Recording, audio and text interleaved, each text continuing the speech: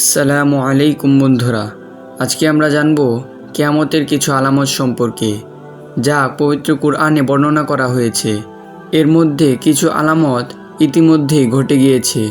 তো চলুন কিয়ামতের সে আলামতগুলো জেনে আসি। মানুষের ধন সম্পদ বৃদ্ধি পাবে। কিয়ামতের আগে মানুষের ধন সম্পদ বৃদ্ধি পাবে। মানুষ চুলে কলব ব্যবহার করবে। ঘন ঘন ভূমিকম্প হবে। বিনা বিচারে হত্যাকাণ্ড বেড়ে যাবে। ঘন ঘন বাজার বসবে ও মহিলারা সর্বপ্রথম সেখানে ঢুকবে। পুরুষের তুলনায় মহিলাদের সংখ্যা বৃদ্ধি পাবে।